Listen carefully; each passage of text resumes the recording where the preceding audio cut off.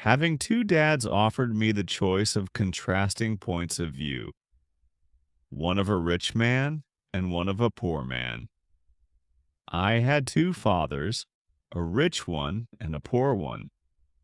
One was highly educated and intelligent. He had a PhD and completed 4 years of undergraduate work in less than 2 years. He then went on to Stanford University, the University of Chicago, and Northwestern University to do his advanced studies, all on full financial scholarships. The other father never finished the eighth grade.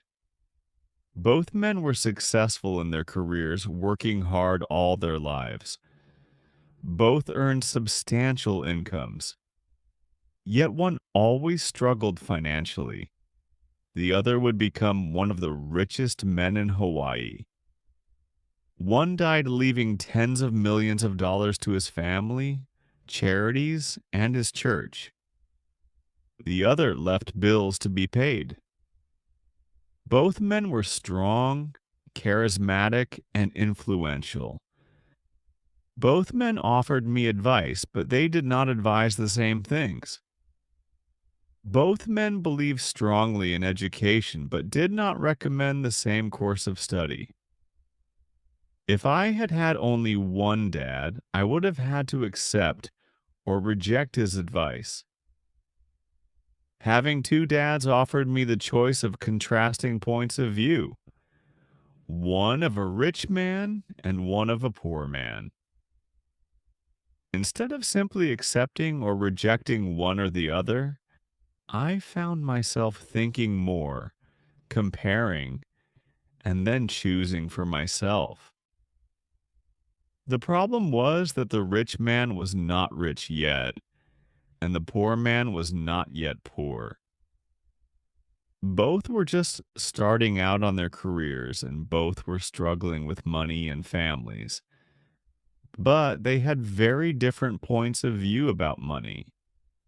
For example, one dad would say, "The love of money is the root of all evil."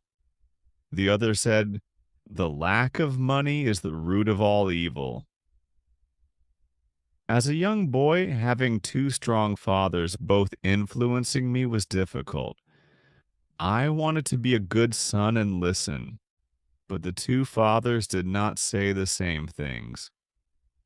The contrast in their points of view, particularly about money, was so extreme that I grew curious and intrigued. I began to start thinking for long periods of time about what each was saying.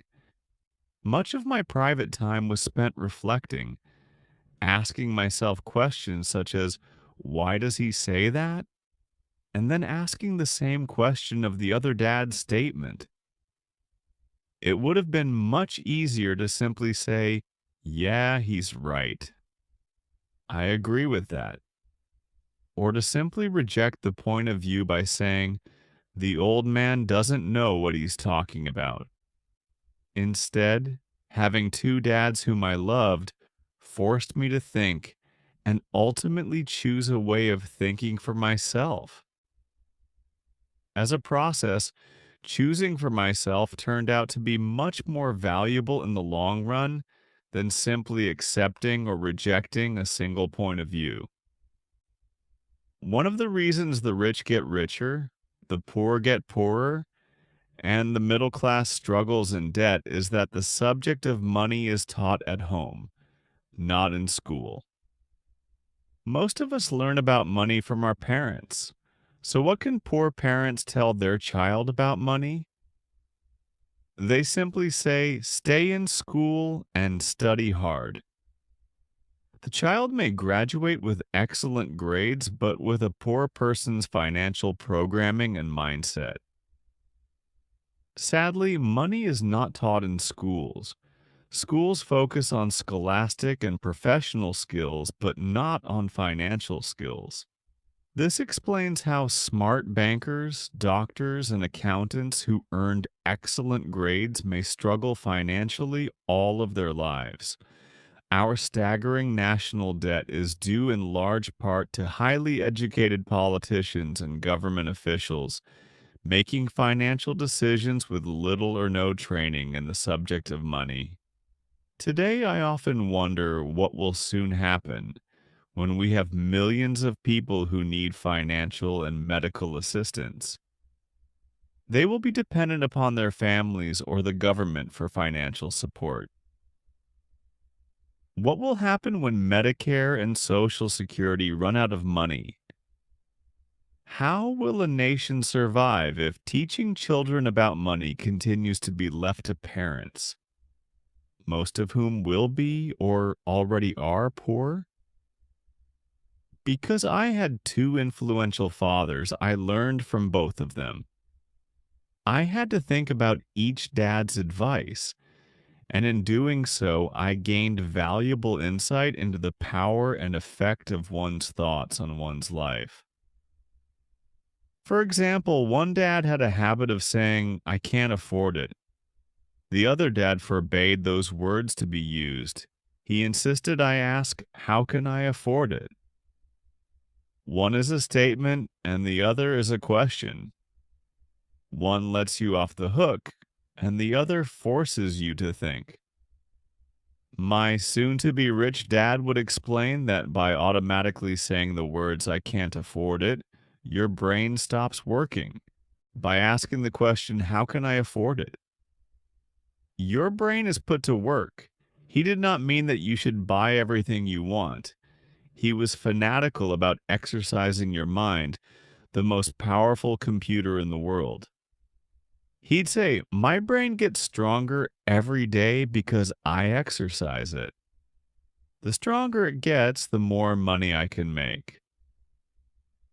He believed that automatically saying "I can't afford it" was a sign of mental laziness.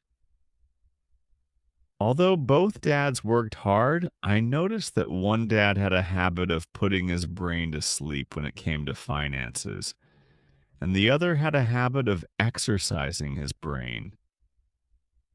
The long term result was that one dad grew stronger financially and the other grew weaker. It is not much different from a person who goes to the gym to exercise on a regular basis versus someone who sits on the couch watching television. Proper physical exercise increases your chances for health, and proper mental exercise increases your chances for wealth. My two dads had opposing attitudes, and that affected the way they thought. One dad thought that the rich should pay more in taxes to take care of those less fortunate. The other said, "Taxes punish those who produce and reward those who don't produce." One dad recommended, "Study hard so you can find a good company to work for." The other recommended, "Study hard so you can find a good company to buy." One dad said, "The reason I'm not rich is because I have you kids." The other said, "The reason I must be rich is because I have you kids." One encouraged talking about money and business at the dinner table, while the other forbade the subject of money to be discussed over a meal. One said, "When it comes to money, play it safe. Don't take risks." The other said, "Learn to manage risk." One believed, "Our home is our largest investment and our greatest asset." The other believed, "My house is a liability, and if your house is your largest investment, you're in trouble." Both dads paid their bills on time, yet one paid his bills first while the other paid his bills last. One dad believed in a company or the government taking care of you and your needs.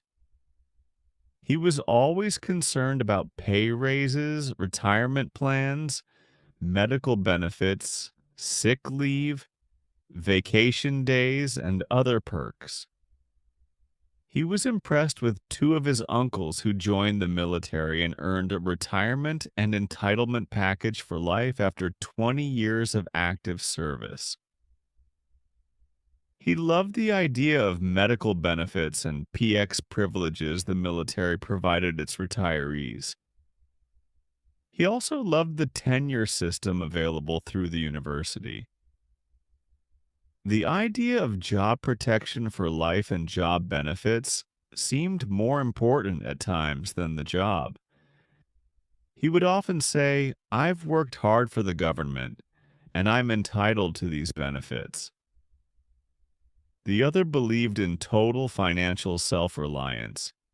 He spoke out against the entitlement mentality and how it created weak and financially needy people.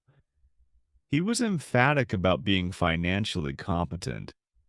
One dad struggled to save a few dollars. The other created investments. One dad taught me how to write an impressive resume so I could find a good job. The other taught me how to write strong business and financial plans so I could create jobs. Being a product of two strong dads allowed me the luxury of observing the effects different thoughts have on one's life. I noticed that people really do shape their lives through their thoughts. For example, my poor dad always said, "I'll never be rich." And that prophecy became reality. My rich dad, on the other hand, always referred to himself as rich. He would say things like, "I'm a rich man, and rich people don't do this." Even when he was flat broke after a major financial setback, he continued to refer to himself as a rich man. He would cover himself by saying, "There's a difference between being poor and being broke.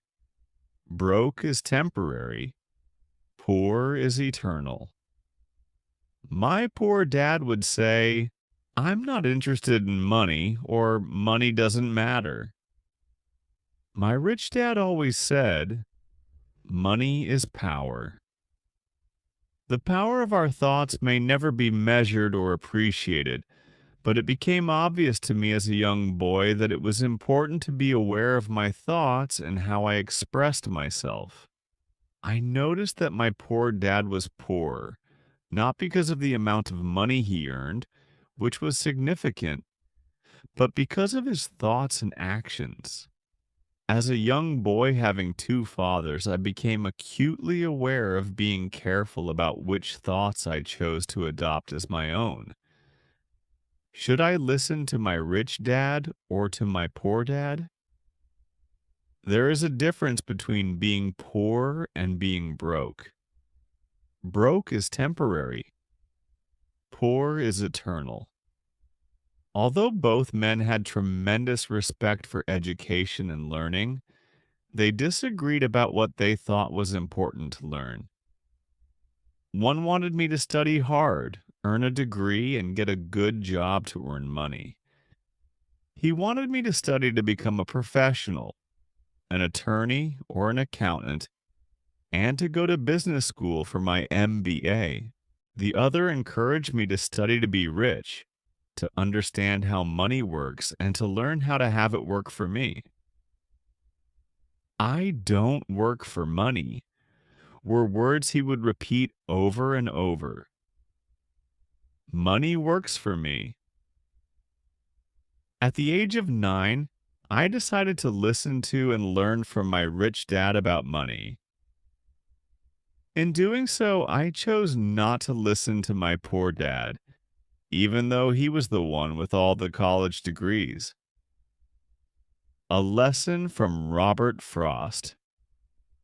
Robert Frost is my favorite poet. Although I love many of his poems, my favorite is The Road Not Taken. I use its lesson almost daily. The road not taken. Two roads diverged in a yellow wood, and sorry I could not travel both and be one traveler. Long I stood and looked down one as far as I could, to where it bent in the undergrowth, then took the other as just as fair, and having perhaps the better claim because it was grassy and wanted wear. Though, as for that, the passing there had warned them really about the same, and both that morning equally lay in leaves no step had trodden black. Oh, I kept the first for another day, yet knowing how way leads onto way, I doubted if I should ever come back. I shall be telling this with a sigh, somewhere ages and ages hence. Two roads diverged in a wood, and I took the one less traveled by, and that has made all the difference. And that has made all the difference. Over the years, I have often reflected upon Robert Frost's poem. Choosing not to listen to my highly educated dad's advice and attitude about money was a painful decision, but it was a decision that shaped the rest of my life. Once I made up my mind about whom to listen to, my education about money began. My rich dad taught me over a period of 30 years until I was 39 years old. He stopped once he realized that I knew and fully understood what he had been trying to drum into my often thick skull. Money is one form of power, but what is more powerful is financial education. Money comes and goes, but if you have the education about how money works, you gain power over it and can begin building wealth.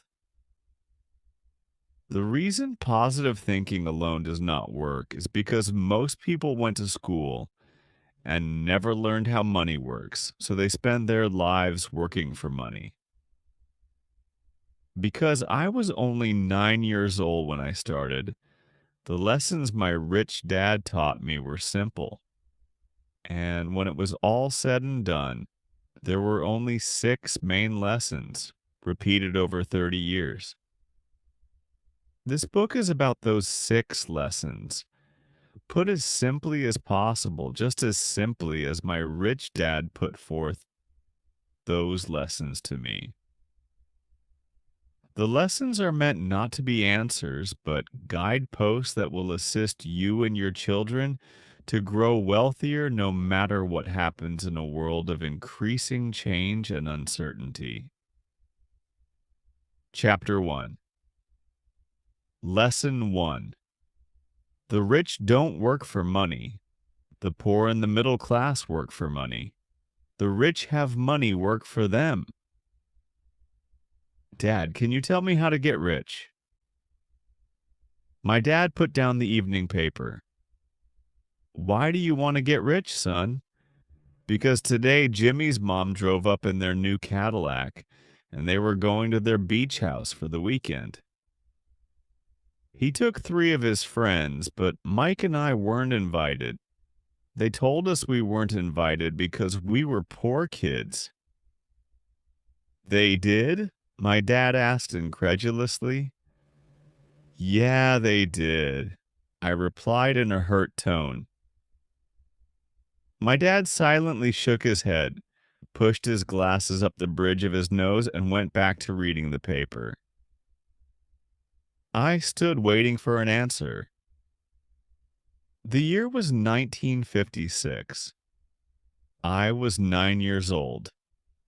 By some twist of fate, I attended the same public school where the rich people sent their kids. We were primarily a sugar plantation town. The managers of the plantation and the other affluent people, such as doctors, business owners, and bankers, sent their children to this elementary school. After grade 6, their children were generally sent off to private schools. Because my family lived on one side of the street, I went to this school. Had I lived on the other side of the street, I would have gone to a different school with kids from families more like mine. After grade 6, these kids and I would go on to the public intermediate and high school. There was no private school for them or for me. My dad finally put down the paper. I could tell he was thinking. Well, son, he began slowly, if you want to be rich, you have to learn to make money. How do I make money? I asked. Well, use your head, son, he said, smiling. Even then, I knew that really meant, that's all I'm going to tell you, or I don't know the answer, so don't embarrass me. A partnership is formed.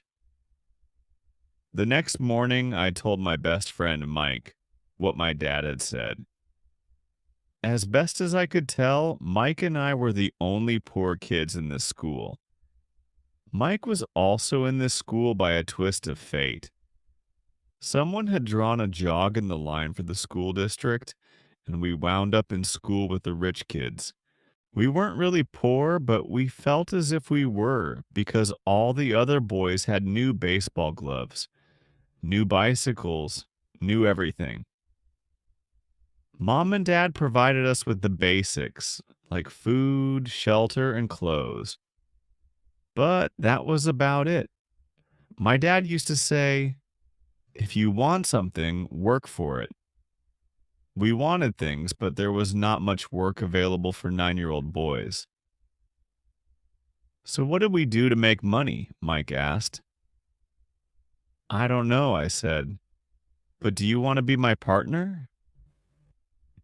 He agreed, and so on that Saturday morning, Mike became my first business partner. We spent all morning coming up with ideas on how to make money. Occasionally, we talked about all the cool guys at Jimmy's beach house having fun. It hurt a little, but that hurt was good because it inspired us to keep thinking of a way to make money. Finally, that afternoon, a bolt of lightning struck. It was an idea Mike got from a science book he had read. Excitedly, we shook hands, and the partnership now had a business. For the next several weeks, Mike and I ran around our neighborhood, knocking on doors and asking our neighbors if they would save their toothpaste tubes for us. With puzzled looks, most adults consented with a smile. Some asked us what we were doing, to which we replied, we can't tell you. It's a business secret. My mom grew distressed as the weeks wore on. We had selected a site next to her washing machine as the place we would stockpile our raw materials. In a brown cardboard box that at one time held catsup bottles, our little pile of used toothpaste tubes began to grow. Finally, my mom put her foot down. The sight of her neighbor's messy, crumpled, used toothpaste tubes had gotten to her. What are you boys doing? She asked. And I don't want to hear again that it's a business secret. Do something with this mess or I'm going to throw it out. Mike and I pleaded and begged, explaining that we would soon have enough and then we would begin production. We informed her that we were waiting on a couple of neighbors to finish their toothpaste so we could have their tubes.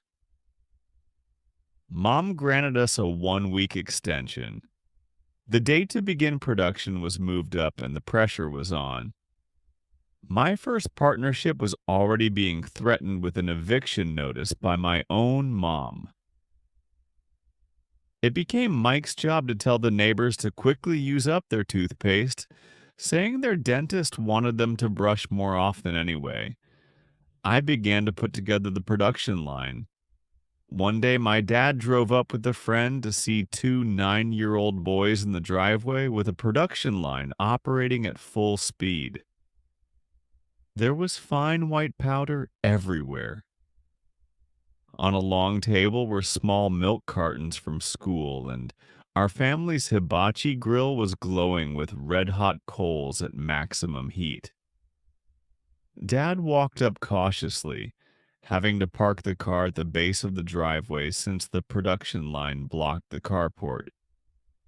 As he and his friend got closer, they saw a steel pot sitting on top of the coals in which the toothpaste tubes were being melted down. In those days, toothpaste did not come in plastic tubes. The tubes were made of lead. So once the paint was burned off, the tubes were dropped in the small steel pot.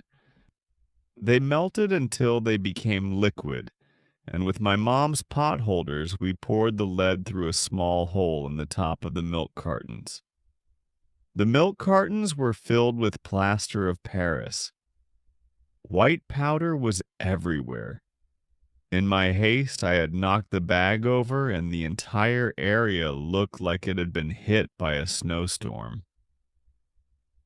The milk cartons were the outer containers for plaster of Paris molds. My dad and his friend watched as we carefully poured the molten lead through a small hole in the top of the plaster of Paris cube. "Careful," my dad said. I nodded without looking up. Finally, once the pouring was through, I put the steel pot down and smiled at my dad. "What are you boys doing?" he asked with a cautious smile. "We're doing what you told me to do." "We're going to be rich," I said. "Yup," said Mike, grinning and nodding his head. "We're partners." "And what is in those plaster molds?" my dad asked. "Watch," I said. "This should be a good batch." With a small hammer, I tapped at the seal that divided the cube in half. Cautiously, I pulled up the top half of the plaster mold, and a lead nickel fell out. "Oh no," my dad exclaimed. "You're casting nickels out of lead." "That's right," Mike said. "We're doing as you told us to do. We're making money." My dad's friend turned and burst into laughter. My dad smiled and shook his head. Along with a fire and a box of spent toothpaste tubes, in front of him were two little boys covered with white dust smiling from ear to ear. He asked us to put everything down and sit with him on the front step of our house. With a smile, he gently explained what the word counterfeiting meant. Our dreams were dashed. "You mean this is illegal?" asked Mike in a quivering voice. "Let them go," my dad's friend said. "They might be developing a natural talent." My dad glared at him. "Yes, it is illegal," my dad said gently. "But you boys have shown great creativity and original thought. Keep going. I'm really proud of you." Disappointed, Mike and I sat in silence for about 20 minutes before we began cleaning up our mess. The business was over on opening day. Sweeping the powder up, I looked at Mike and said, "I guess Jimmy and his friends are right. We are poor. My father was just leaving as I said that." "Boys," he said, "you're only poor if you give up. The most important thing is that you did something. Most people only talk and dream of getting rich. You've done something. I'm very proud of the two of you. I will say it again. Keep going. Don't quit." Mike and I stood there in silence. They were nice words, but we still did not know what to do. "So how come you're not rich, Dad?" I asked. "Because I chose to be a school teacher." "School teachers really don't think about being rich. We just like to teach." "I wish I could help you, but I really don't know how to make money." Mike and I turned and continued our cleanup. "I know," said my dad. "If you boys want to learn how to be rich, don't ask me." Talk to your dad, Mike. My dad? Asked Mike with a scrunched up face. Yeah, your dad, repeated my dad with a smile. Your dad and I have the same banker, and he raves about your father.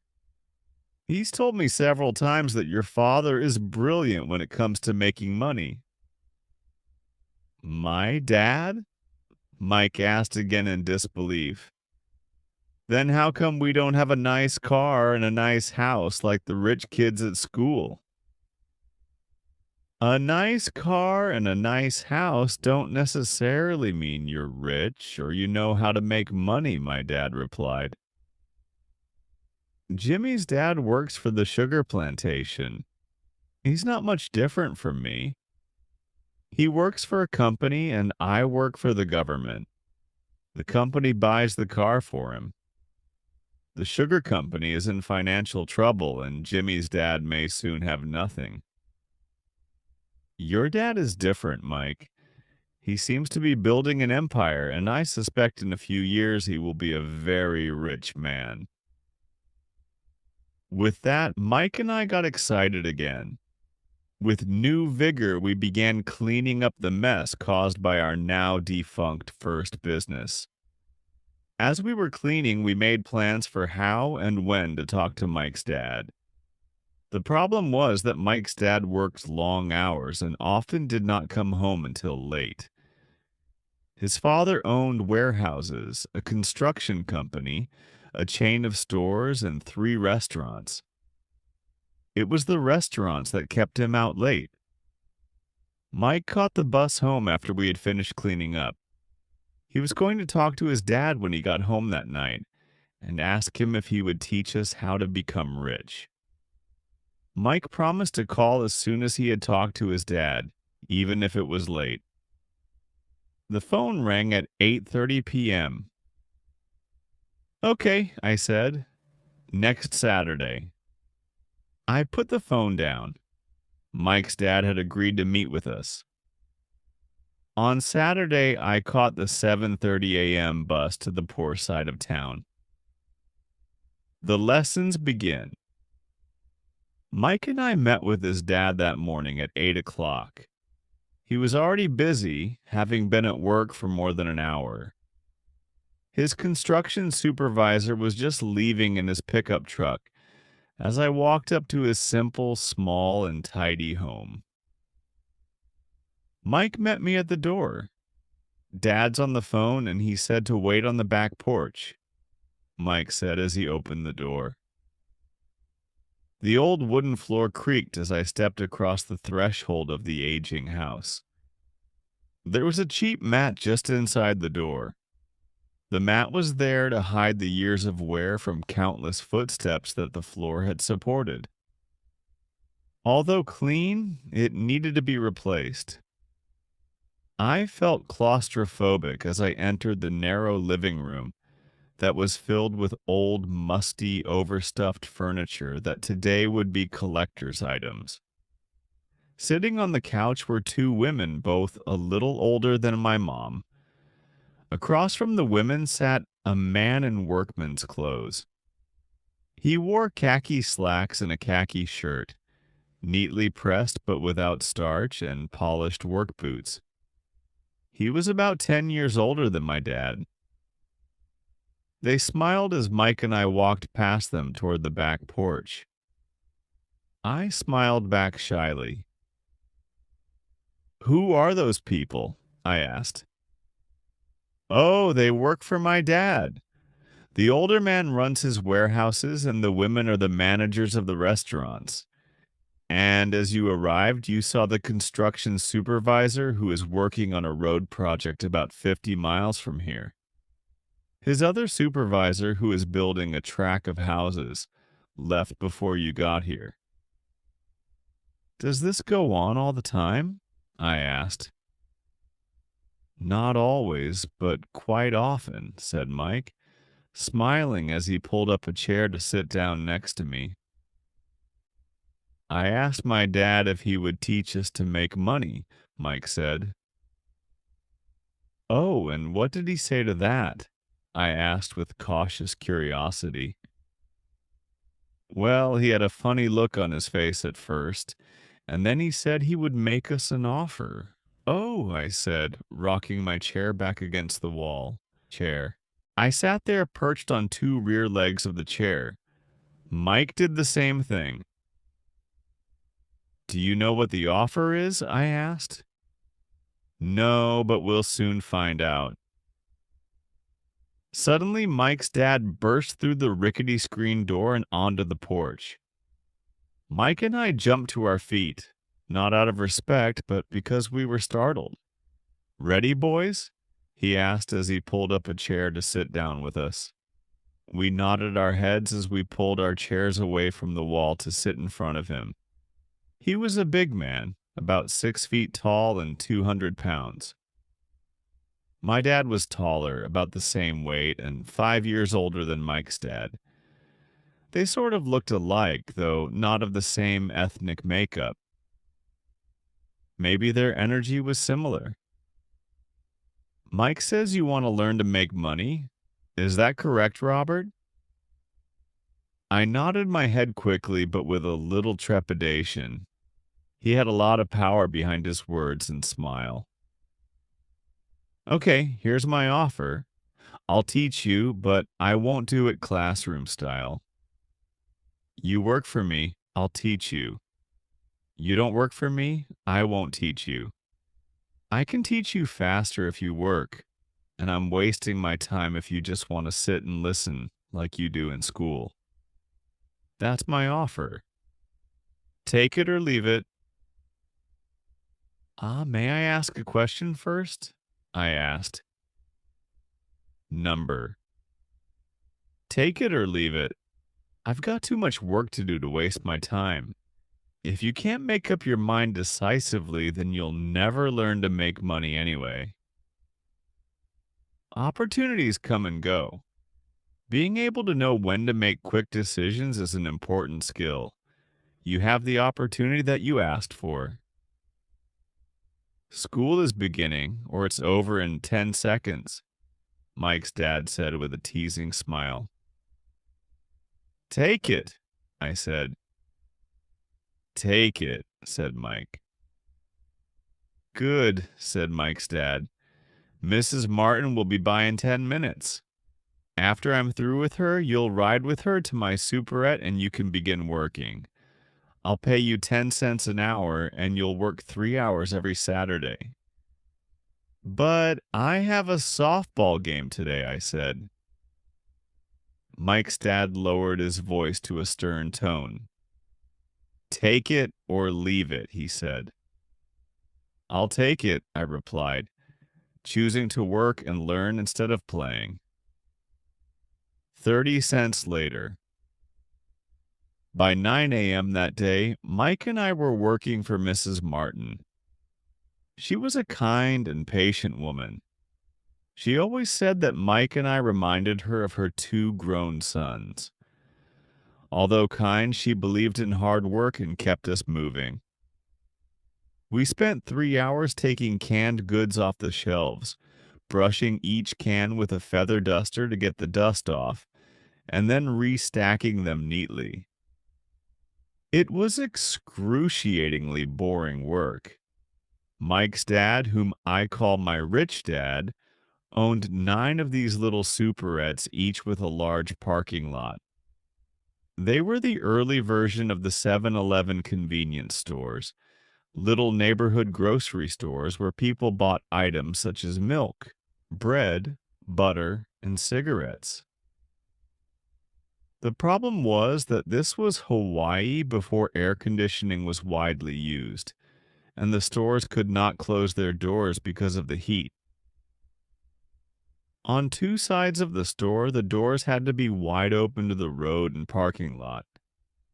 Every time a car drove by or pulled into the parking lot, dust would swirl and settle in the store.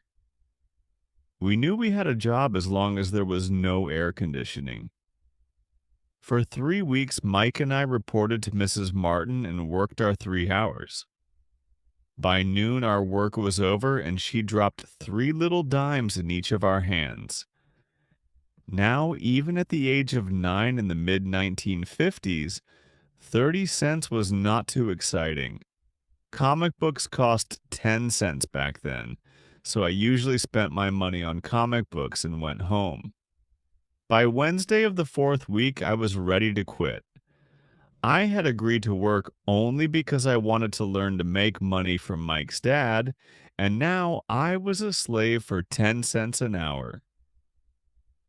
On top of that, I had not seen Mike's dad since that first Saturday.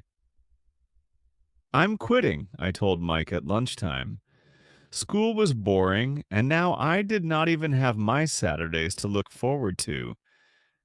But it was the 30 cents that really got to me. This time, Mike smiled. What are you laughing at? I asked with anger and frustration. Dad said this would happen. He said to meet with him when you were ready to quit. What? I said indignantly. He's been waiting for me to get fed up? Sort of, Mike said. Dad's kind of different. He doesn't teach like your dad. Your mom and dad lecture a lot. My dad is quiet and a man of few words. You just wait till this Saturday. I'll tell him you're ready. You mean I've been set up? No, not really, but maybe. Dad will explain on Saturday. Waiting in line on Saturday, I was ready to face Mike's dad.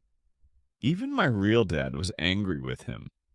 My real dad, the one I call the poor one, thought that my rich dad was violating child labor laws and should be investigated. My educated poor dad told me to demand what I deserve, at least 25 cents an hour. My poor dad told me that if I did not get a raise, I was to quit immediately. You don't need that damn job anyway, said my poor dad with indignation. At 8 o'clock Saturday morning, I walked through the door of Mike's house when Mike's dad opened it. Take a seat and wait in line, he said as I entered. He turned and disappeared into his little office next to a bedroom. I looked around the room and didn't see Mike anywhere. Feeling awkward, I cautiously sat down next to the same two women who were there 4 weeks earlier. They smiled and slid down the couch to make room for me. 45 minutes went by and I was steaming. The two women had met with him and left 30 minutes earlier. An older gentleman was in there for 20 minutes and was also gone. The house was empty, and here I sat in a musty, dark living room on a beautiful, sunny Hawaiian day, waiting to talk to a cheapskate who exploited children. I could hear him rustling around the office, talking on the phone and ignoring me. I was ready to walk out, but for some reason I stayed. Finally, 15 minutes later, at exactly 9 o'clock, Rich Dad walked out of his office, said nothing, and signaled with his hand for me to enter. I understand you want a raise or you're going to quit, Rich Dad said as he swiveled in his office chair. Well, you're not keeping your end of the bargain, I blurted out, nearly in tears. It was really frightening for me to confront a grown-up. You said that you would teach me if I worked for you. Well, I've worked for you. I've worked hard. I've given up my baseball games to work for you, but you haven't kept your word, and you haven't taught me anything. You are a crook like everyone in town thinks you are. You're greedy. You want all the money and don't take care of your employees. You made me wait and don't show me any respect. I'm only a little boy, but I deserve to be treated better. Rich Dad rocked back in his swivel chair, hands up to his chin, and stared at me. Not bad, he said. In less than a month, you sound like most of my employees. What? I asked. Not understanding what he was saying, I continued with my grievance. I thought you were going to keep your end of the bargain and teach me. Instead, you want to torture me? That's cruel. That's really cruel. I am teaching you, Rich Dad said quietly. What have you taught me? Nothing, I said angrily. You haven't even talked to me once since I agreed to work for peanuts.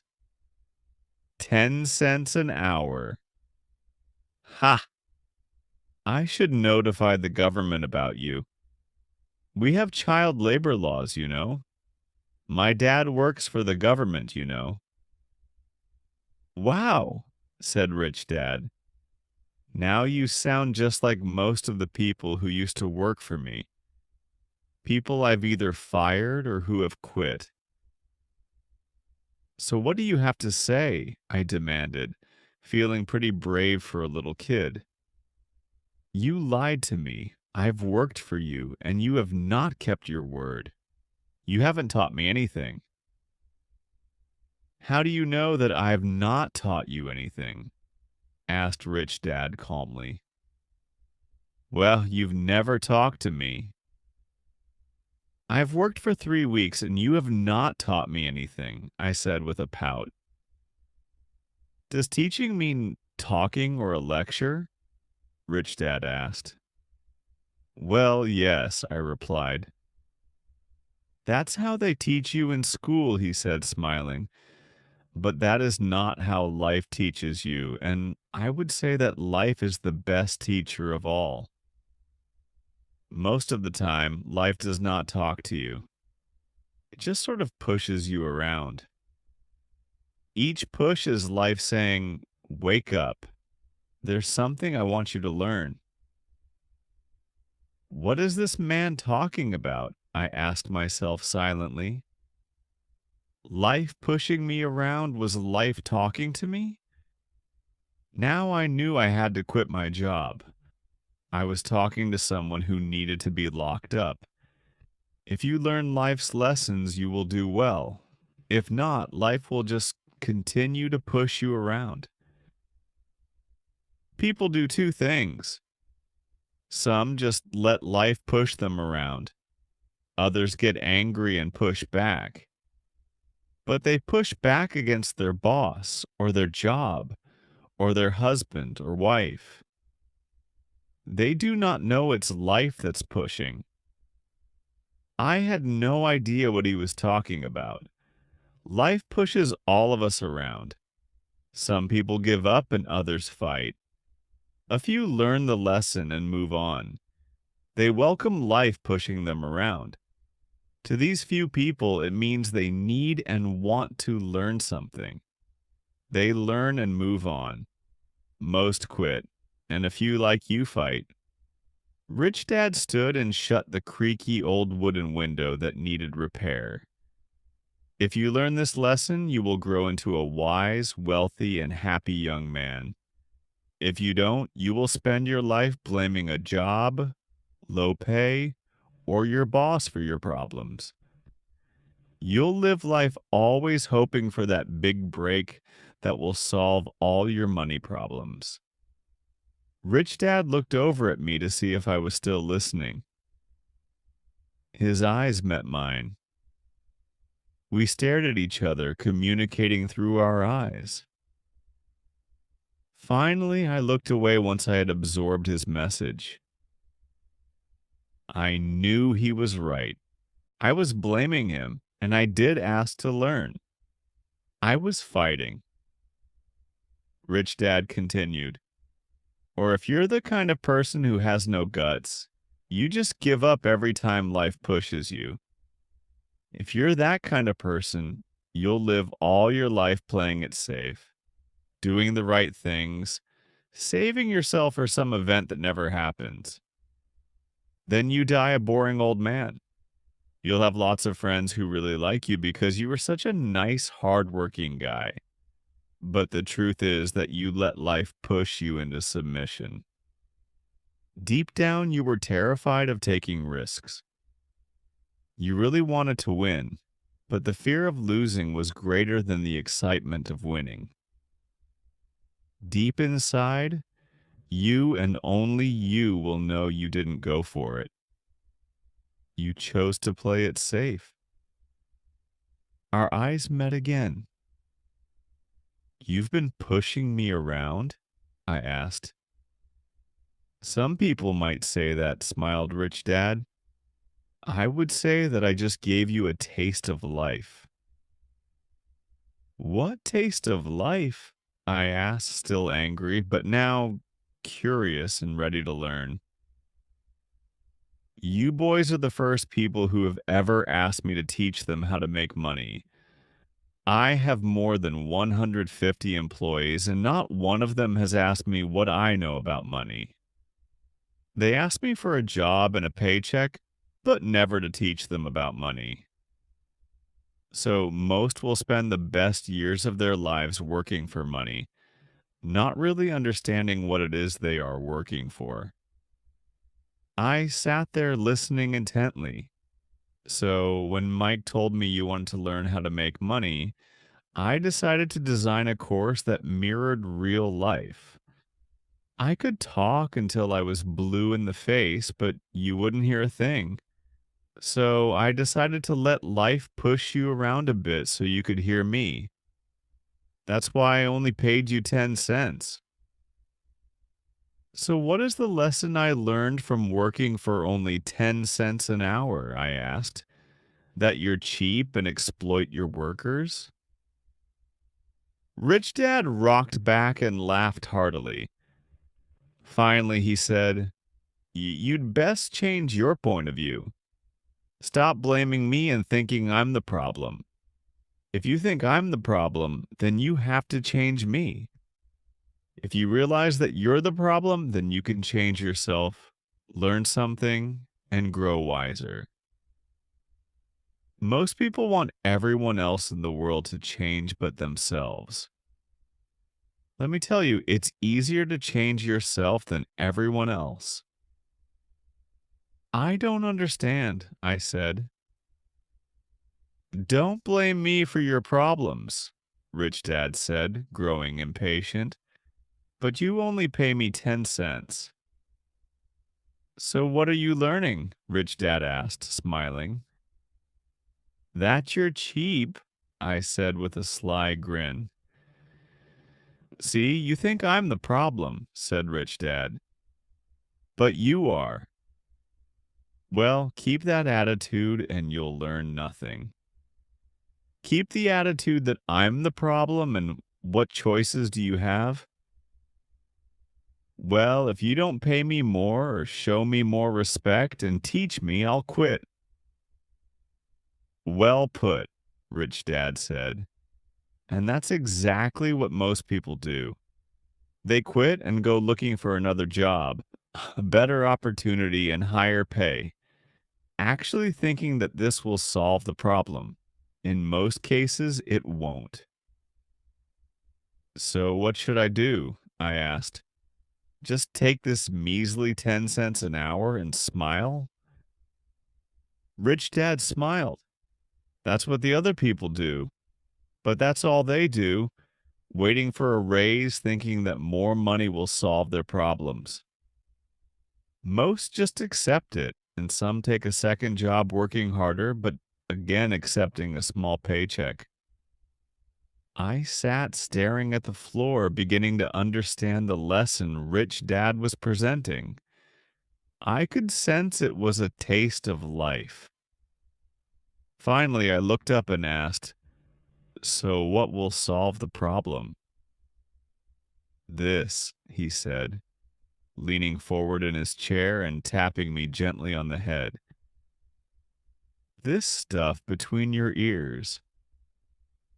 It was at that moment that Rich Dad shared the pivotal point of view that separated him from his employees and my poor dad, and led him to eventually become one of the richest men in Hawaii. while my highly educated but poor dad struggled financially all his life. It was a singular point of view that made all the difference over a lifetime. Rich Dad explained this point of view over and over, which I call lesson number one. The poor and the middle class work for money. The rich have money work for them. On that bright Saturday morning, I learned a completely different point of view from what I had been taught by my poor dad. At the age of 9, I understood that both dads wanted me to learn. Both dads encouraged me to study, but not the same things. My highly educated dad recommended that I do what he did. Son, I want you to study hard. Get good grades so you can find a safe, secure job with a big company. And make sure it has excellent benefits. My rich dad wanted me to learn how money works so I could make it work for me. These lessons I would learn through life with his guidance, not because of a classroom. My rich dad continued my first lesson.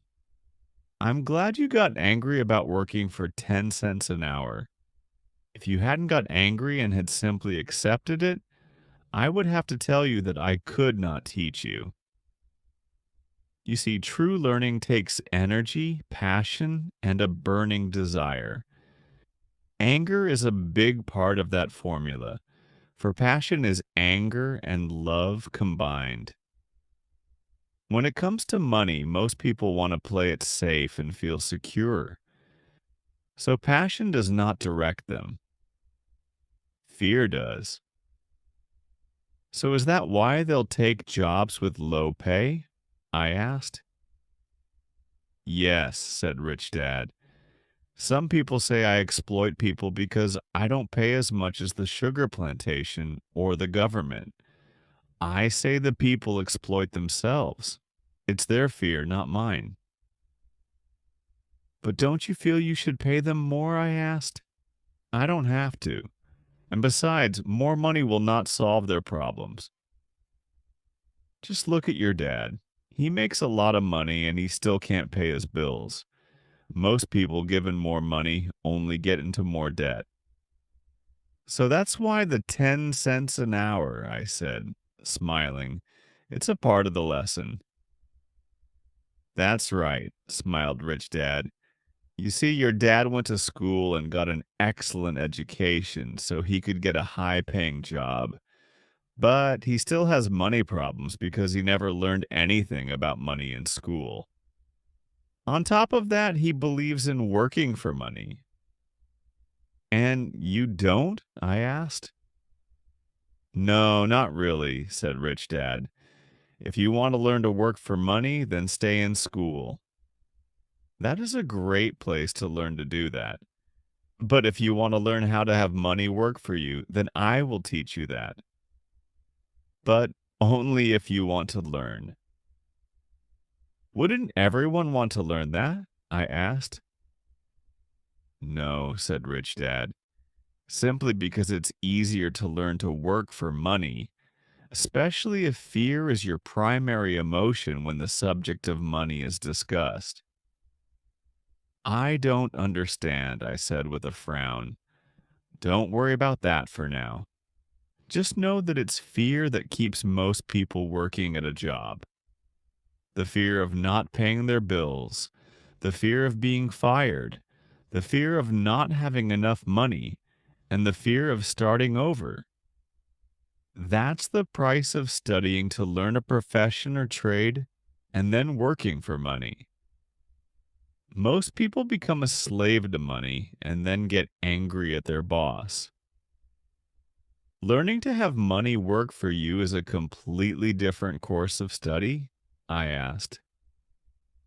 Absolutely, Rich Dad answered. Absolutely. We sat in silence on that beautiful Hawaiian Saturday morning. My friends had just started their Little League baseball game, but for some reason I was now thankful I had decided to work for 10 cents an hour. I sensed that I was about to learn something my friends wouldn't learn in school. Ready to learn? Asked Rich Dad. Absolutely, I said with a grin. I have kept my promise. I've been teaching you from afar, my rich dad said. At 9 years old, you've gotten a taste of what it feels like to work for money. Just multiply your last month by 50 years and you will have an idea of what most people spend their life doing. I don't understand, I said. How did you feel waiting in line to see me once to get hired and once to ask for more money? Terrible, I said. If you choose to work for money, that is what life will be like, said Rich Dad. And how did you feel when Mrs. Martin dropped 3 dimes in your hand for 3 hours of work? I felt like it wasn't enough. It seemed like nothing. I was disappointed, I said. And that is how most employees feel when they look at their paychecks, especially after all the tax and other deductions are taken out. At least you got 100%. You mean most workers don't get paid everything? I asked with amazement. Heavens, no, said Rich Dad. The government always takes its share first. How do they do that? I asked. Taxes, said Rich Dad. You're taxed when you earn. You're taxed when you spend. You're taxed when you save. You're taxed when you die. Why do people let the government do that to them? The rich don't, said Rich Dad with a smile. The poor and the middle class do. I'll bet you that I earn more than your dad, yet he pays more in taxes. How can that be? I asked. At my age, that made no sense to me. Why would someone let the government do that to them? Rich Dad rocked slowly and silently in his chair, just looking at me. Ready to learn? He asked. I nodded my head slowly. As I said, there is a lot to learn. Learning how to have money work for you is a lifetime study. Most people go to college for 4 years and their education ends. I already know that my study of money will continue over my lifetime, simply because the more I find out, the more I find out I need to know. Most people never study the subject.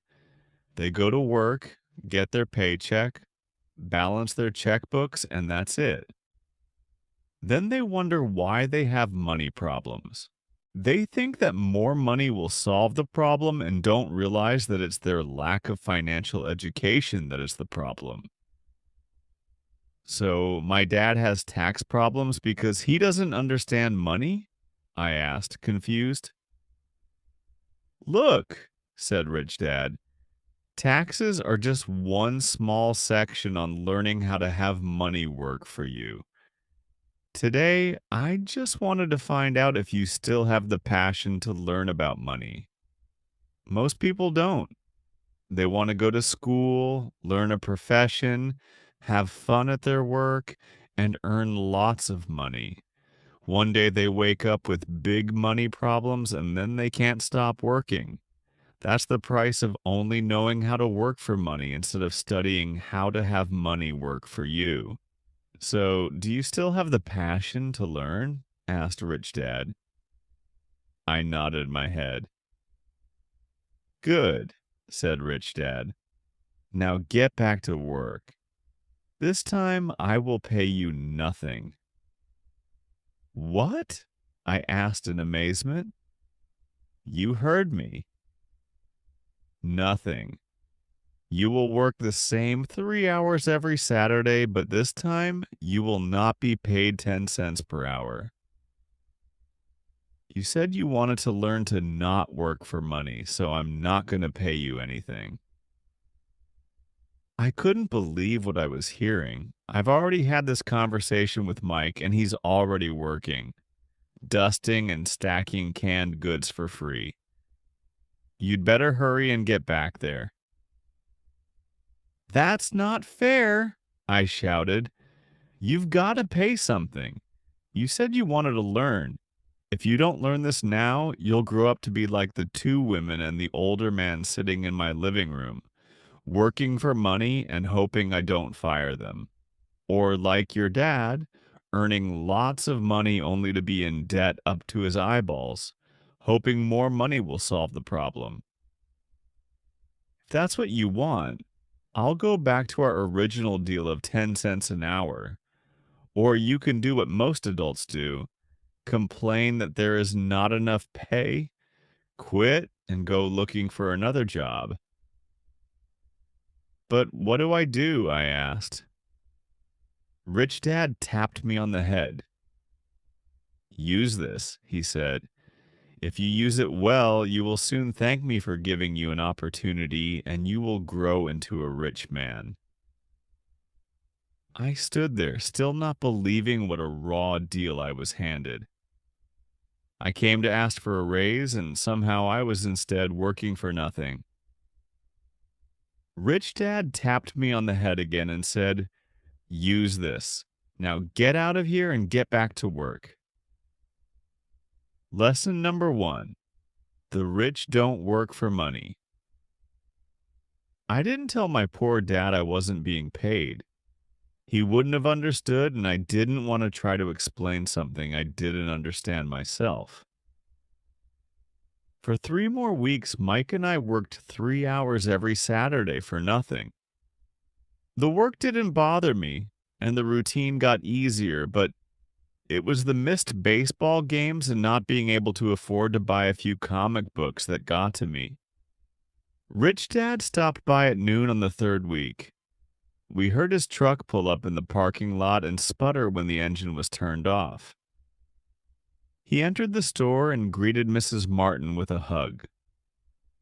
After finding out how things were going in the store, he reached into the ice cream freezer, pulled out 2 bars, paid for them, and signaled to Mike and me. Let's go for a walk, boys.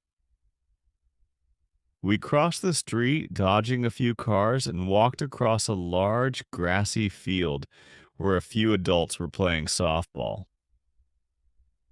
Sitting down at a lone picnic table, he handed Mike and me the treats. How's it going, boys? Okay, Mike said. I nodded in agreement. Learn anything yet? Rich Dad asked. Mike and I looked at each other, shrugged our shoulders, and shook our heads in unison. Avoiding one of life's biggest traps. Well, you boys had better start thinking. You're staring at one of life's biggest lessons. If you learn it, you'll enjoy a life of great freedom and security. If you don't, you'll wind up like Mrs. Martin and most of the people playing softball in this park. They work very hard for little money, clinging to the illusion of job security and looking forward to a 3-week vacation each year and maybe a skimpy pension after 45 years of service. If that excites you, I'll give you a raise to 25 cents an hour. But these are good, hard-working people. Are you making fun of them? I demanded. A smile came over Rich Dad's face. Mrs. Martin is like a mother to me. I would never be that cruel. I may sound unkind because I'm doing my best to point something out to the two of you. I want to expand your point of view so you can see something most people never have the benefit of seeing because their vision is too narrow. Most people never see the trap they are in. Mike and I sat there, uncertain of his message. He sounded cruel, yet we could sense he was trying to drive home a point. With a smile, Rich Dad said, "Doesn't that 25 cents an hour sound good? Doesn't it make your heart beat a little faster? I shook my head no, but it really did. 25 cents an hour would be big bucks to me. Okay, I'll pay you $1 an hour, Rich Dad said, with a sly grin. Now my heart started to race. My brain was screaming, "Take it! Take it!"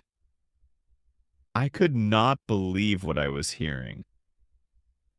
Still, I said nothing.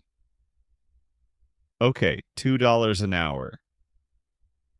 My little brain and heart nearly exploded. After all, it was 1956 and being paid $2 an hour would have made me the richest kid in the world. I couldn't imagine earning that kind of money. I wanted to say yes. I wanted the deal. I could picture a new bicycle, new baseball glove, and the adoration of my friends when I flashed some cash.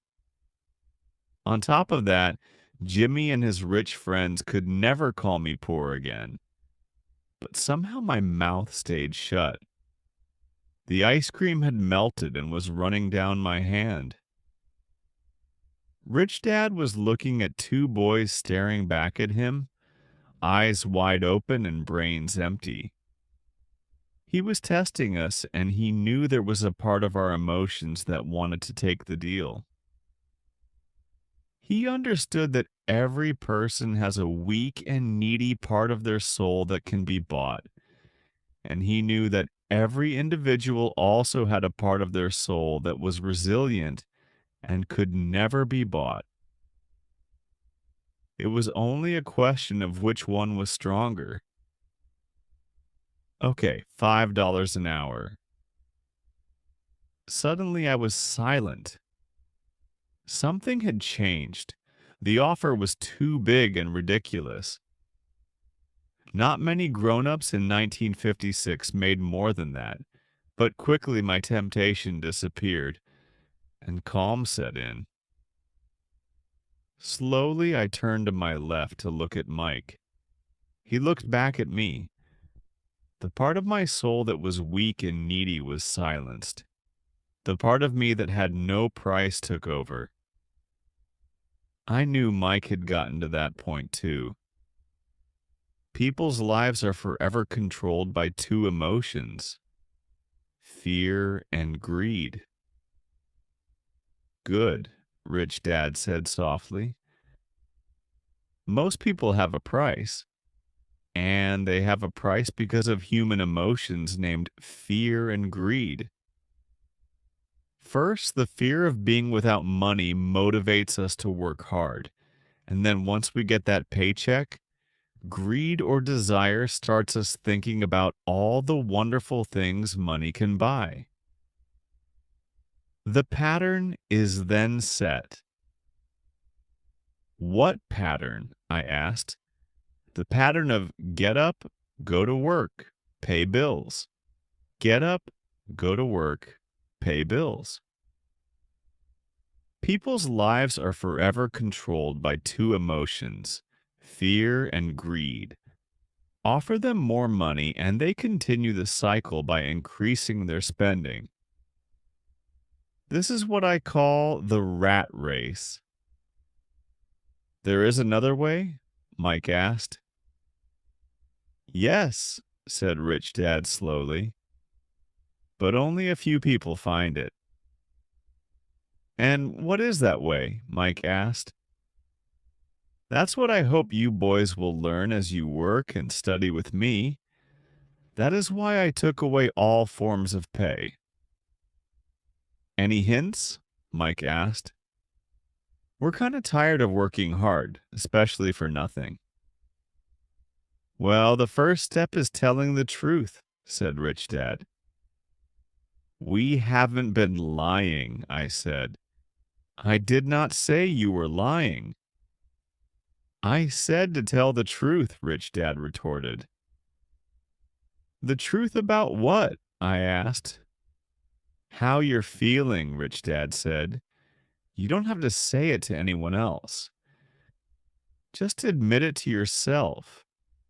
You mean the people in this park? The people who work for you, Mrs. Martin? They don't do that? I asked. I doubt it, said Rich Dad.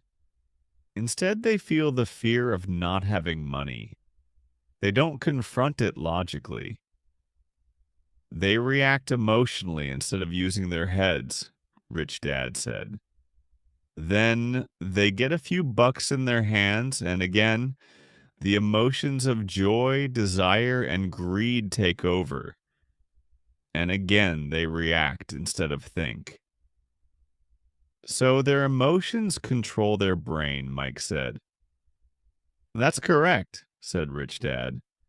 Instead of admitting the truth about how they feel, they react to their feelings and fail to think. They feel the fear, so they go to work, hoping that money will soothe the fear, but it doesn't. It continues to haunt them, and they return to work, hoping again that money will calm their fears, and again it doesn't. Fear keeps them in this trap of working, earning money, working, earning money, hoping the fear will go away. But every day they get up, and that old fear wakes up with them. For millions of people, that old fear keeps them awake all night, causing a night of turmoil and worry. So they get up and go to work, hoping that a paycheck will kill that fear gnawing at their soul. Money is running their lives, and they refuse to tell the truth about that. Money is in control of their emotions and their souls. Rich Dad sat quietly, letting his words sink in. Mike and I heard what he said, but didn't understand fully what he was talking about. I just knew that I often wondered why grown-ups hurried off to work. It did not seem like much fun, and they never looked that happy, but something kept them going. Realizing we had absorbed as much as possible of what he was talking about, Rich Dad said, I want you boys to avoid that trap. That is really what I want to teach you. Not just to be rich, because being rich does not solve the problem. It doesn't, I asked, surprised. No, it doesn't. Let me explain the other emotion, desire. Some call it greed, but I prefer desire. It's perfectly normal to desire something better, prettier, more fun, or exciting. So people also work for money because of desire. They desire money for the joy they think it can buy. But the joy that money brings is often short-lived, and they soon need more money for more joy, more pleasure, more comfort, and more security. So they keep working, thinking money will soothe their souls that are troubled by fear and desire. But money can't do that. Even rich people do this? Mike asked. Rich people included, said Rich Dad. In fact, the reason many rich people are rich isn't because of desire, but because of fear. They believe that money can eliminate the fear of being poor, so they amass tons of it, only to find the fear gets worse. Now they fear losing the money. I have friends who keep working even though they have plenty. I know people who have millions who are more afraid now than when they were poor. They're terrified of losing it all. The fears that drove them to get rich got worse. That weak and needy part of their soul is actually screaming louder. They don't want to lose the big houses, the cars, and the high life money has bought them. They worry about what their friends would say if they lost all their money. Many are emotionally desperate and neurotic, although they look rich and have more money. So is a poor man happier? I asked. No, I don't think so, replied Rich Dad. The avoidance of money is just as psychotic as being attached to money. As if on cue, the town derelict went past our table, stopping by the large rubbish can and rummaging around in it. The three of us watched him with great interest, when before we probably would have just ignored him. Rich Dad pulled $1 out of his wallet and gestured to the older man. Seeing the money, the derelict came over immediately, took the bill, thanked Rich Dad profusely, and hurried off, ecstatic with his good fortune. "He's not much different from most of my employees," said Rich Dad. "I've met so many people who say, 'Oh, I'm not interested in money.' Yet they'll work at a job for 8 hours a day. That's a denial of truth. If they weren't interested in money, then why are they working?" That kind of thinking is probably more psychotic than a person who hoards money. As I sat there listening to my rich dad, my mind flashed back to the countless times my own dad said, "I'm not interested in money." He said those words often. He also covered himself by always saying, "I work because I love my job." So many people say, "Oh, I'm not interested in money," yet they'll work at a job for 8 hours a day. So what do we do? I asked. Not work for money until all traces of fear and greed are gone? No, that would be a waste of time, said Rich Dad. Emotions are what make us human. The word emotion stands for energy and motion. Be truthful about your emotions and use your mind and emotions in your favor, not against yourself. Whoa, said Mike. Don't worry about what I just said. It will make more sense in years to come. Just be an observer, not a reactor to your emotions. Most people do not know that it's their emotions that are doing the thinking. Your emotions are your emotions, but you have got to learn to do your own thinking. Can you give me an example? I asked. Sure, replied Rich Dad. When a person says, I need to find a job, it's most likely an emotion doing the thinking. Fear of not having money generates that thought. But people do need money if they have bills to pay, I said. Sure they do, smiled Rich Dad. All I'm saying is that it's fear that is all too often doing the thinking. I don't understand, said Mike. For example, said Rich Dad, if the fear of not having enough money arises, instead of immediately running out to get a job, they instead might ask themselves this question: will a job be the best solution to this fear over the long run? In my opinion, the answer is no. A job is really a short-term solution to a long-term problem. But my dad is always saying, stay in school and get good grades so you can find a safe, secure job. I interjected, somewhat confused. Yes, I understand he says that, said Rich Dad, smiling. Most people recommend that, and it's a good path for most people. But people make that recommendation primarily out of fear. You mean my dad says that because he's afraid? Yes, said Rich Dad. He's terrified that you won't earn enough money and won't fit into society. Don't get me wrong. He loves you and wants the best for you. I too believe an education and a job are important, but it won't handle the fear. You see, that same fear that makes him get up in the morning to earn a few bucks is the fear that is causing him to be so fanatical about your going to school. So, what do you recommend? I asked. I want to teach you to master the power of money instead of being afraid of it. They don't teach that in school, and if you don't learn it, you become a slave to money. It was finally making sense. He wanted us to widen our views and to see what the Mrs. Martins of this world couldn't see. He used examples that sounded cruel at the time, but I've never forgotten them. My vision widened that day, and I began to see the trap that lay ahead for most people.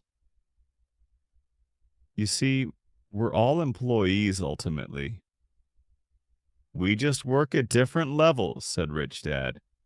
I just want you boys to have a chance to avoid the trap caused by those two emotions, fear and desire. Use them in your favor, not against you. That's what I want to teach you. I'm not interested in just teaching you to make a pile of money.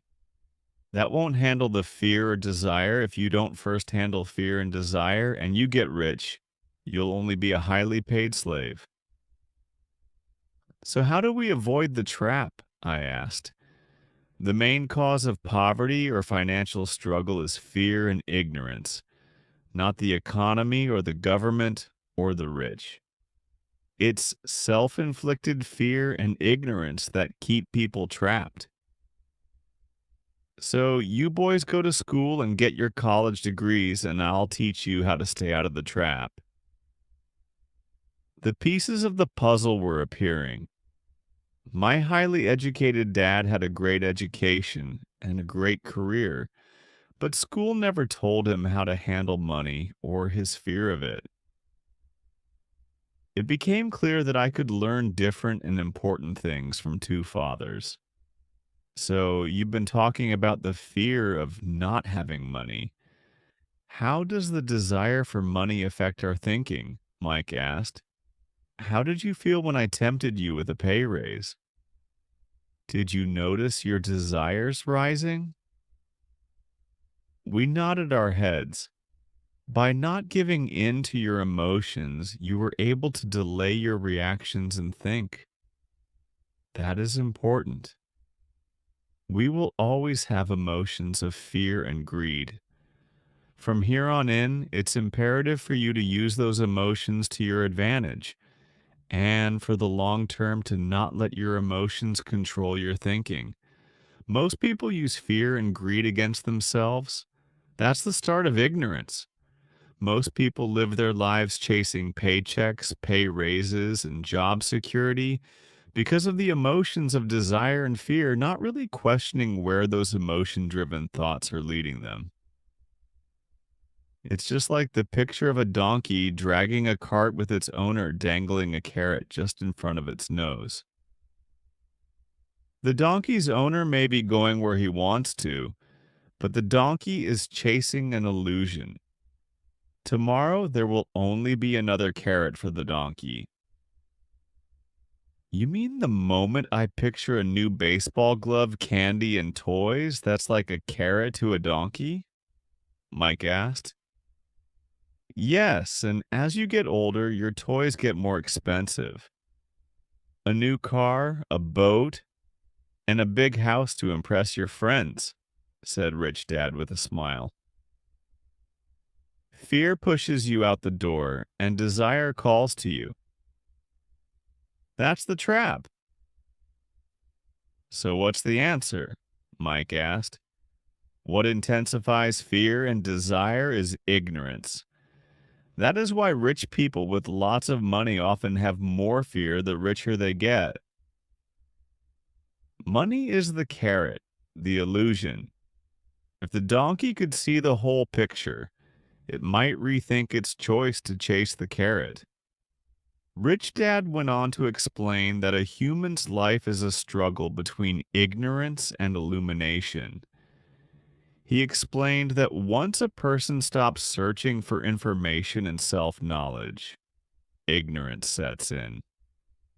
That struggle is a moment-to-moment decision to learn to open or close one's mind. Look, school is very important. You go to school to learn a skill or profession to become a contributing member of society. Every culture needs teachers, doctors, mechanics, artists, cooks, business people, police officers, firefighters, and soldiers. Schools train them so society can thrive and flourish, said Rich Dad. Unfortunately, for many people, school is the end, not the beginning. There was a long silence. Rich Dad was smiling. I didn't comprehend everything he said that day. But as with most great teachers, his words continued to teach for years. I've been a little cruel today, said Rich Dad, but I want you to always remember this talk. I want you to always think of Mrs. Martin, and I want you always to remember that donkey. Never forget that fear and desire can lead you into life's biggest trap if you're not aware of them controlling your thinking. To spend your life living in fear, never exploring your dreams, is cruel. To work hard for money, thinking that it will buy you things that will make you happy, is also cruel. To wake up in the middle of the night, terrified about paying bills, is a horrible way to live. To live a life dictated by the size of a paycheck is not really living a life. Thinking that a job makes you secure is lying to yourself. That's cruel, and that's the trap I want you to avoid. I've seen how money runs people's lives. Don't let that happen to you. Please don't let money run your life. A softball rolled under our table. Rich Dad picked it up and threw it back. So what does ignorance have to do with greed and fear? I asked. Because it is ignorance about money that causes so much greed and fear, said Rich Dad. Let me give you some examples. A doctor, wanting more money to better provide for his family, raises his fees. By raising his fees, it makes healthcare more expensive for everyone. It hurts the poor people the most, so they have worse health than those with money. Because the doctors raise their fees, the attorneys raise their fees. Because the attorneys' fees have gone up, school teachers want a raise, which raises our taxes, and on and on and on. Soon there will be such a horrifying gap between the rich and the poor that chaos will break out and another great civilization will collapse. History proves that great civilizations collapse when the gap between the haves and have-nots is too great. Sadly, America is on that same course because we haven't learned from history. We only memorize historical dates and names, not the lesson. Aren't prices supposed to go up? I asked. In an educated society with a well-run government, prices should actually come down. Of course, that is often only true in theory. Prices go up because of greed and fear caused by ignorance. If schools taught people about money, there would be more money and lower prices. But schools focus only on teaching people to work for money, not how to harness money's power. But don't we have business schools? Mike asked. And haven't you encouraged me to go for my MBA? Yes, said Rich Dad. But all too often, business schools train employees to become sophisticated bean counters. Heaven forbid a bean counter takes over a business. All they do is look at the numbers, fire people, and kill the business. I know this because I hire bean counters. All they think about is cutting costs and raising prices, which cause more problems. Bean counting is important. I wish more people knew it, but it, too, is not the whole picture, added Rich Dad angrily. So, is there an answer? Asked Mike. Yes, said Rich Dad. Learn to use your emotions to think, not think with your emotions. When you boys mastered your emotions by agreeing to work for free, I knew there was hope. When you again resisted your emotions when I tempted you with more money, you were again learning to think in spite of being emotionally charged. That's the first step. Why is that step so important? I asked. Well, that's up to you to find out. If you want to learn, I'll take you boys into the briar patch, a place almost everyone else avoids. If you go with me, you'll let go of the idea of working for money and instead learn to have money work for you. And what will we get if we go with you? What if we agree to learn from you? What will we get? I asked. The same thing Brer Rabbit got, said Rich Dad, referring to the classic children's story. Is there a briar patch? I asked. Yes, said Rich Dad. The briar patches are fear and greed. Confronting fear, weaknesses, and neediness by choosing our own thoughts is the way out. Choosing our thoughts? Mike asked, puzzled. Yes. Choosing what we think rather than reacting to our emotions. Instead of just getting up and going to work because not having the money to pay your bills is scaring you, ask yourself, is working harder at this the best solution to this problem?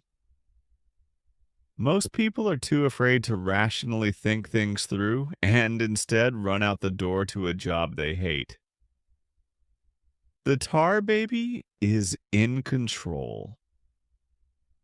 That's what I mean by choosing your thoughts. And how do we do that? Mike asked. That's what I will teach you. I'll teach you to have a choice of thoughts rather than a knee-jerk reaction like gulping down your morning coffee and running out the door. Remember what I said before. A job is only a short-term solution to a long-term problem. Most people have only one problem in mind, and it's short-term. It's the bills at the end of the month, the tar baby. Money controls their lives, or should I say the fear and ignorance about money controls it. So they do as their parents did.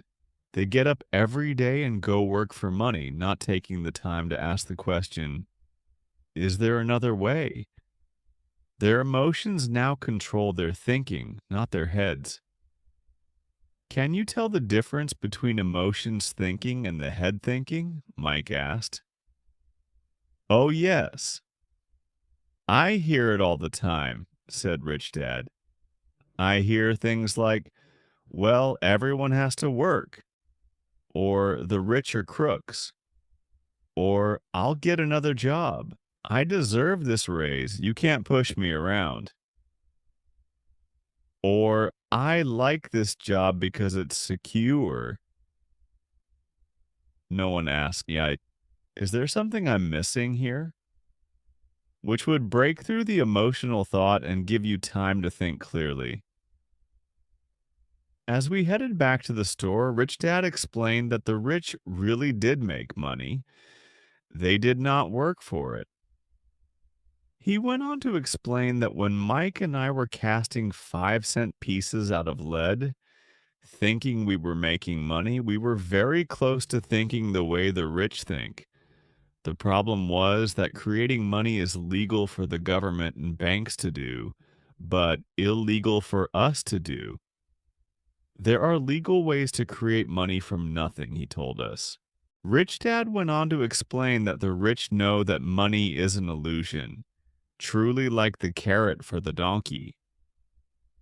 It's only out of fear and greed that the illusion of money is held together by billions of people who believe that money is real. It's not. Money is really made up. It is only because of the illusion of confidence and the ignorance of the masses that this house of cards stands. He talked about the gold standard that America was on, and that each dollar bill was actually a silver certificate. What concerned him was the rumor that we would someday go off the gold standard and our dollars would no longer be backed by something tangible. If that happens, boys, all hell will break loose. The poor, the middle class, and the ignorant will have their lives ruined simply because they will continue to believe that money is real and that the company they work for or the government will look after them.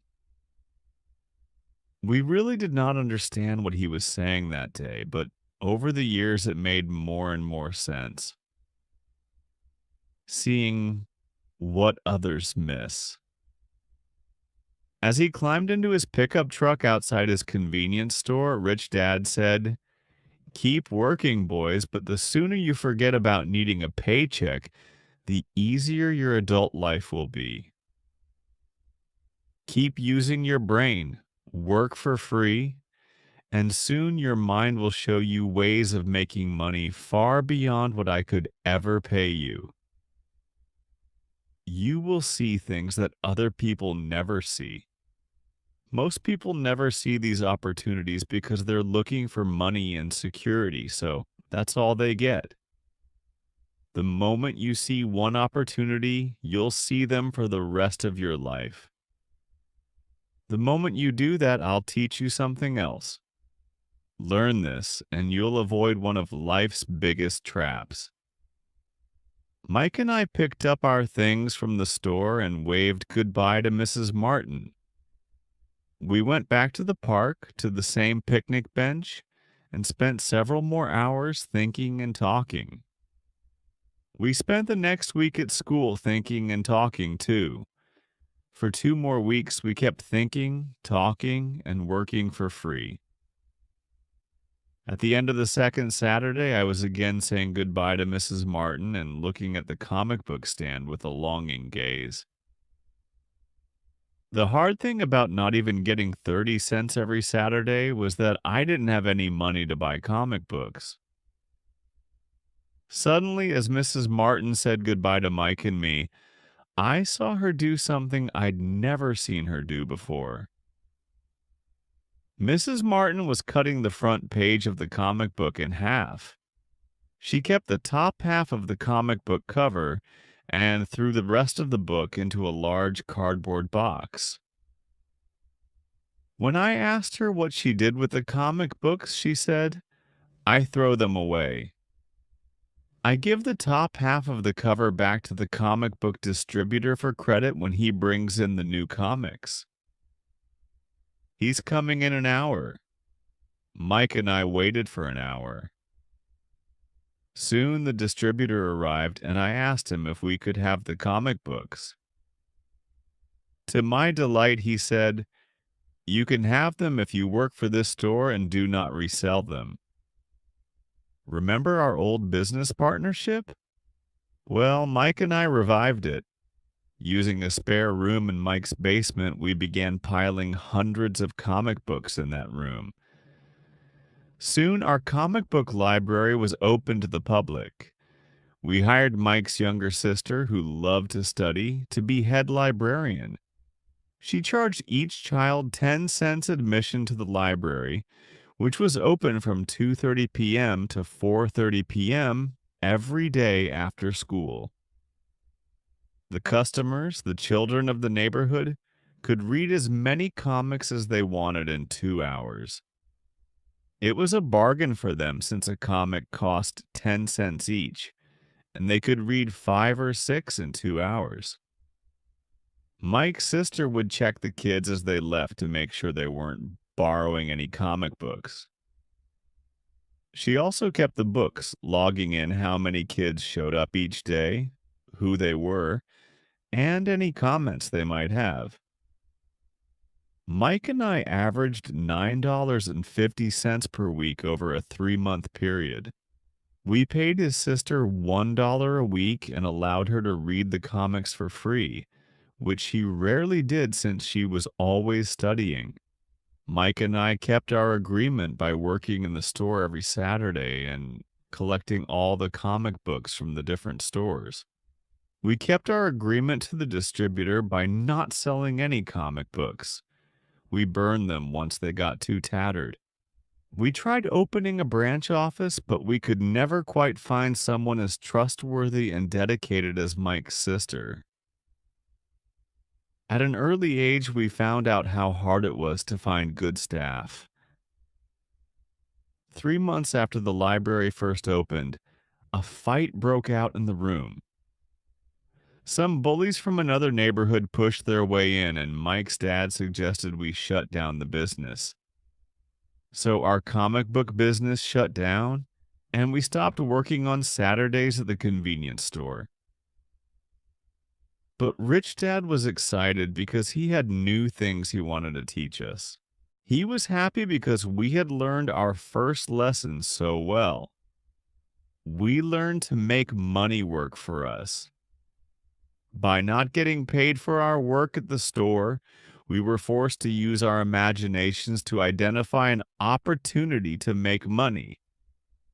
By starting our own business, the comic book library, we were in control of our own finances, not dependent on an employer. The best part was that our business generated money for us even when we weren't physically there. Our money worked for us. Instead of paying us money, Rich Dad had given us so much more.